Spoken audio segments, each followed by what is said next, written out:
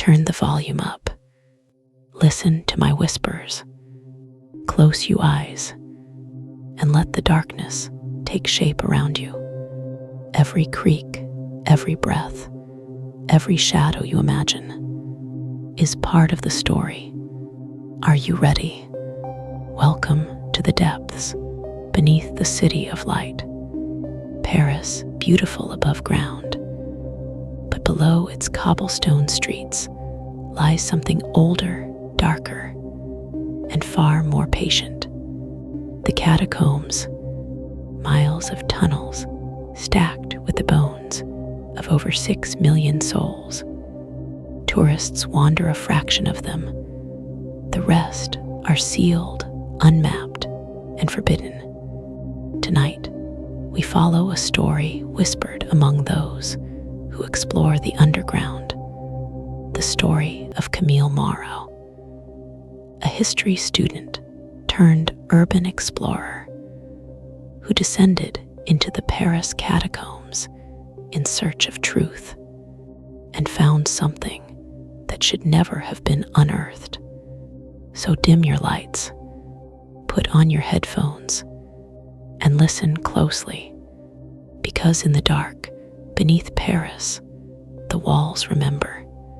Camille Moreau had always been fascinated by death. Not in a morbid way, she told herself. She was a scholar of history. Death, to her, was a record. Bones were stories, and the catacombs were a library. Her obsession began with a photograph, a blurry image found in a forbidden archive at the Sorbonne. It showed a narrow tunnel deep in the ossuary, and at the far end of it, something carved into the wall. A door, not a bricked wall like the others, but a carved archway, sealed with wax and marked by symbols she didn't recognize. Beneath it, the date, 1789, the year the revolution began. When Camille showed the photo to her professor, he dismissed it instantly. Tourist hoax, he said. Photoshop. But Camille knew better. The negative was real, so she decided to find it. She recruited 2 friends, Luke, a videographer who filmed urban ruins for YouTube, and Myril, an ex-architecture student who knew how to read old Paris maps. Together, they planned a midnight descent into the off-limits sections of the catacombs, beyond the official tour route, beyond the lights, and into the dark heart of the city. They entered through a drain behind an abandoned building in the 14th arrondissement. Luke carried a GoPro and a headlamp. Myril brought chalk to mark their path. Camille clutched a leather-bound journal filled with sketches of maps and cryptic notes from her research. The tunnels were damp and narrow, lined with bones arranged like bricks, skulls staring blankly from the walls, femurs stacked in neat patterns. At first, it was thrilling, Luke joked. Myril hummed to keep calm. But after an hour, the air grew heavier. Sound began to die. Even their footsteps seemed swallowed by the stone. Then they reached it. The tunnel from the photograph. The ceiling was lower here, the walls slick with moisture. The chalk marks faded quicker. At the end stood a small archway carved from limestone, half covered by centuries of mineral buildup. And there it was, the door. It wasn't wood. It was stone, fused to the wall itself, sealed with thick red wax. Strange sigils circled it, loops and crosses that burned faintly under their lights. Myril whispered, "It's not in any architectural record." "None." Luke leaned closer with the camera.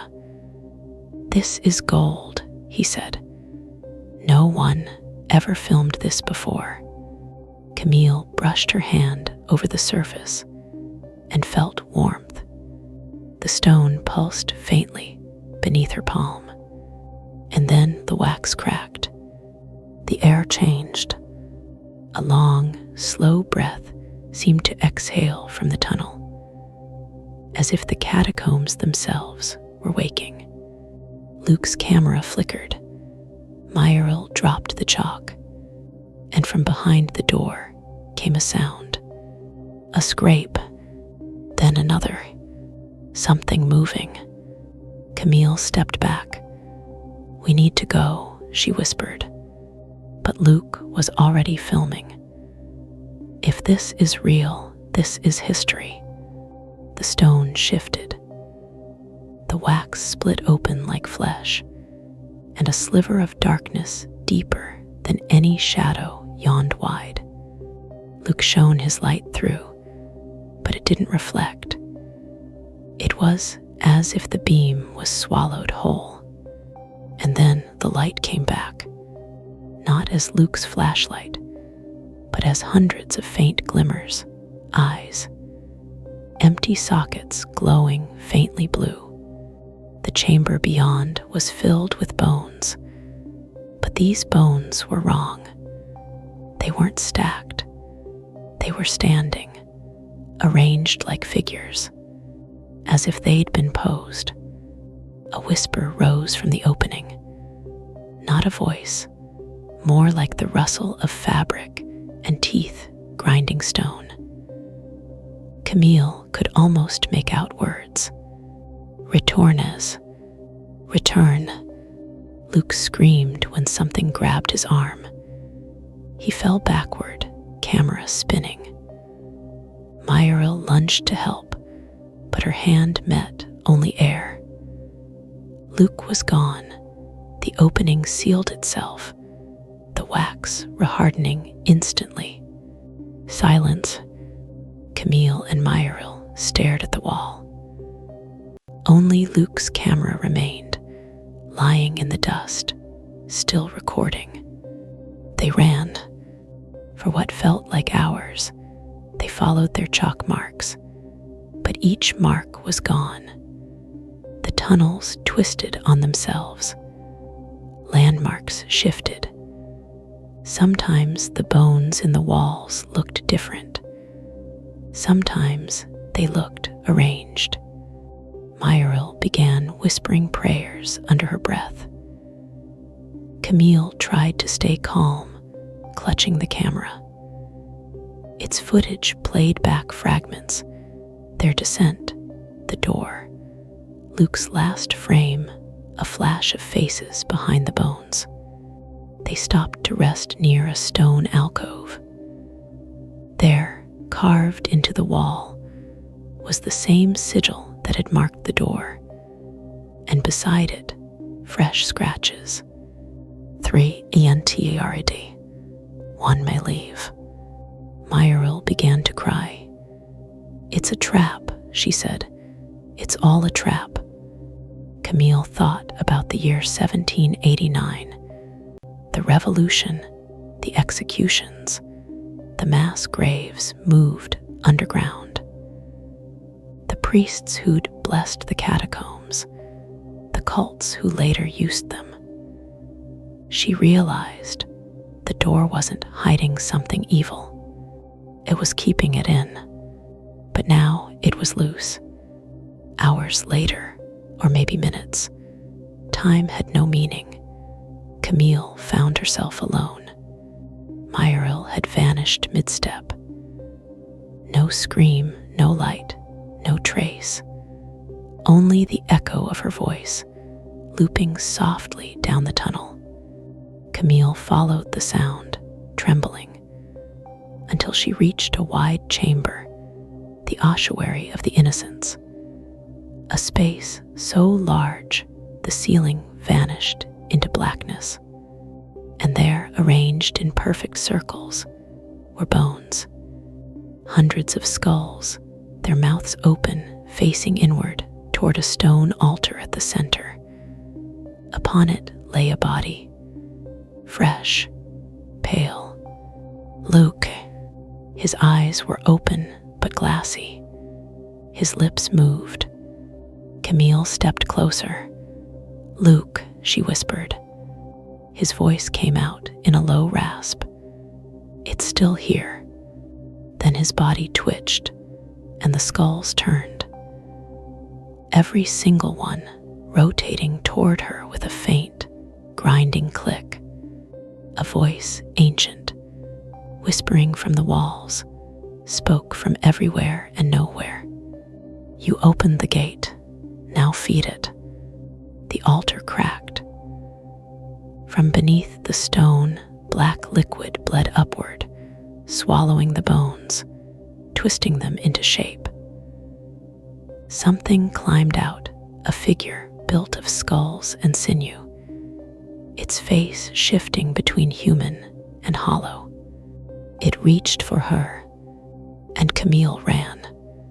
The tunnels blurred into madness, walls bending, bones melting, whispers chasing her.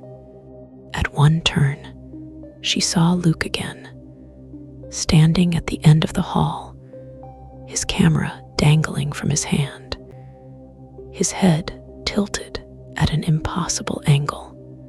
At another, Myrill crawled from the wall, her skin pale limestone, eyes weeping dust. Each time, Camille screamed and ran until her voice broke.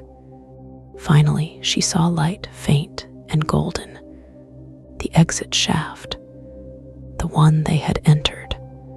She climbed, clawing through wet stone, lungs burning. She didn't stop until she burst into the cold Paris night, collapsing in the street.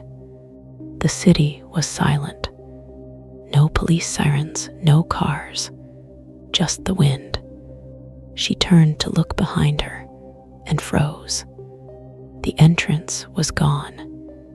Nothing but a wall of bricks, new, clean, mortar still wet. And in the center, carved with precision, was the sigil. A week later, the Paris police received an anonymous envelope. Inside was a single memory card, labeled Luke, camera. The footage was intact until the end, the moment Camille ran. Then it cut to black. A final frame appeared for less than a second. A tunnel wall, Camille's face carved into it, eyes open, mouth sealed with wax, and beneath it, the same message from before. 3 ENTARD. One may leave.